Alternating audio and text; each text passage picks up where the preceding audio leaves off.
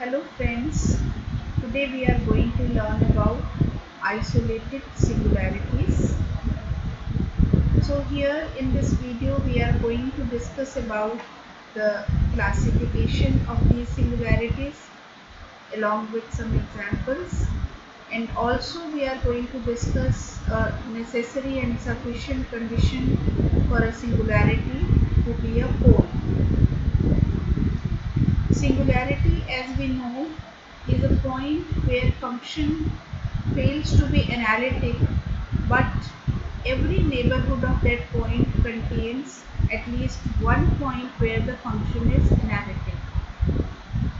Further, a point is isolated singularity if the function is not analytic at the point, but there is at least one neighborhood of that point where at every point of that deleted neighborhood function is analytic. So here we have a simple example of fz equal to 1 upon 1 minus z. Z equal to 1 is a point where the function is not analytic, but in every neighborhood the function you can find that the function is analytic. This is an isolated singularity of the function. Now look at the next example, which is 1 upon sine pi by z. Here it has infinitely many singularities, z equal to 0, as well as the points z equal to plus minus 1 by n, means where all the points where the function sine pi by z becomes 0. But here, if you look at z equal to 0, it is and around on the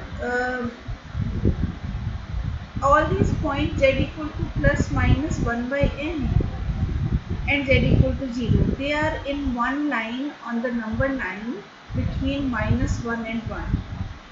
And if you try to construct any neighborhood of z equal to 0, it will contain at least one of these singularities plus minus 1 by n. So z equal to 0 is not an isolated singularity because it is containing other singularities also. Now for the types of isolated singularities, we look at this Lorentz series representation of the function. Z0 is a isolated singularity. Here this first part is analytic part where the coefficients have positive indices. Second part is the principal part where the coefficients have negative indices. Now depending upon the number of terms in the principal part, the singularities are classified. When the principal part is totally missing in the Lorentz series of a function, then the singularity is removable singularity. If there are only finite number of terms with negative indices, that is principal part is only finite in the Lorentz series expansion of a function around its singularity, then such a singularity is a pole. And if principal part contains infinitely many coefficients with the negative indices which are non-zero, then this singularity becomes an essential singularity. Now look at this example, sin z by z.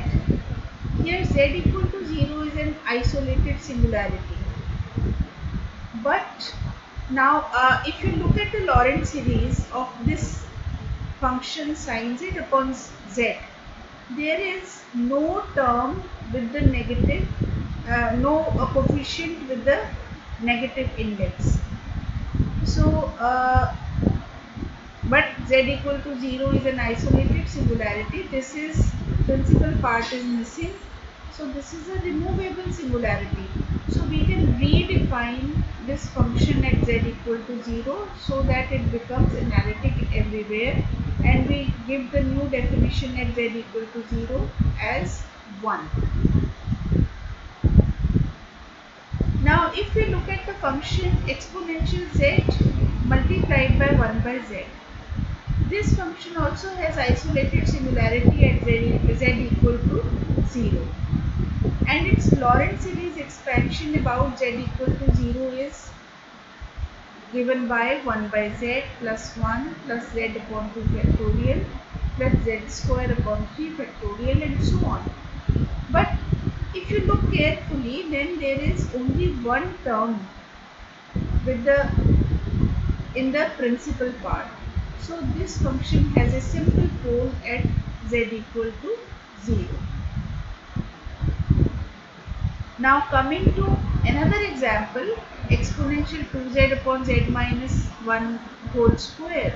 In the similar way, if you look at the Lorentz series expansion, now you see that this is, there are two terms in the principal part. One is 2 times exponential square into 1 upon z minus 1. The other one is exponential square upon z minus 1 whole square. So here we have a pole of order 2 at z equal to 1. Now coming to this last case, z exponential 1 by z. Here z equal to 0 is an isolated singularity, but when we look at the Lorentz series expansion, here the principal part is containing infinitely many terms. 1 by z into 1 upon 2 factorial, 1 by z square, 1 by 3 factorial and so on. This series has been obtained by multiplying the series expansion of exponential 1 by z by z. So here z equal to 0 is an essential singularity. So now coming to this necessary and sufficient condition for a pole, for a singularity to be a pole of order n.